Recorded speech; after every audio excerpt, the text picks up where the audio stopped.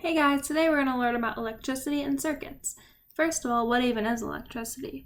Well, electricity exists in our electronics like cell phones, laptops, and light bulbs. It even exists in nature, like lightning in a thunderstorm. But a simple definition of electricity is the flow of electric charge. The three most basic components of electricity are voltage, measured in volts, current, measured in amps, and resistance, measured in ohms. We can understand this better by thinking about electricity like it's a water hose. Voltage can be thought of as the pressure that allows water to flow through the hose. Current can be thought of as the flow rate of water. When more water flows during a time period, the current increases, and if less water flows during that same time period, the current decreases. Resistance can be thought of like sand in the hose that causes water to slow down, restricting the flow. These three components are all related. Mathematically, voltage is equal to current multiplied by the resistance, or V equals IR. Now let's talk about electric circuits.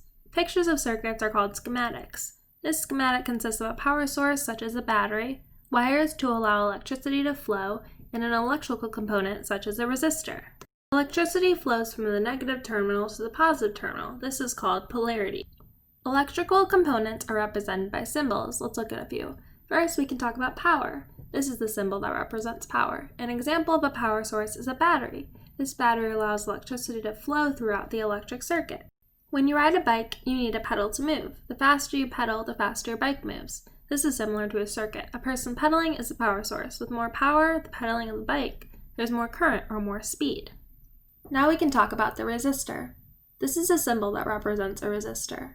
A resistor restricts the flow of electric current in the circuit, just like the sand in the water hose that restricts the water to flow, compared to no sand in the water hose. Next up is the capacitor.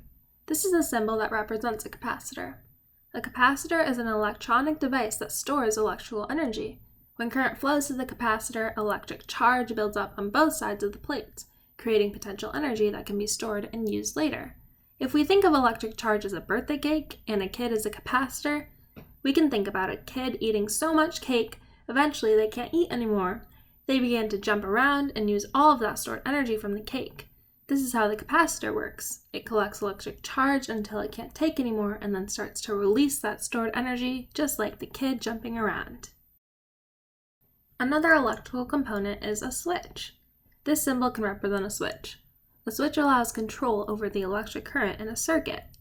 When the switch opens, this creates an open circuit, and the electricity would stop its flow. When the switch is closed, it basically acts as a wire and allows electricity to flow through. A real-life example of a switch is actually a light switch. When you turn the switch on, you're closing the circuit, allowing the flow of electricity to get to the light. Then when you go to turn the light switch off, you're actually opening the circuit, not allowing electricity to flow. The next component is a diode. This is a symbol for a diode. A diode is an electrical component that allows current to flow in one direction and restricts it from flowing the opposite. It's kind of like a bodyguard, allowing people to leave whenever they want, but restricting people from actually coming in. The last electric component that we'll talk about is an LED. LED stands for light emitting diode. An LED emits light when an electric current passes through it. This is a symbol for an LED. Now let's talk about series versus parallel circuits. We can put some of these components into one circuit. Here we have a switch with an LED. Since there is only one path for current to flow, this is a series circuit. If we open the switch in the series circuit, the LED will not light up since the circuit is now open. We can move the switch and LED like this, and now there's two paths for current to flow, so this is called a parallel circuit. The benefit of a parallel circuit is that if the switch is open, the LED will still light up because there is more than one path for current to flow through. It's time to solder a circuit together. Good luck and have fun!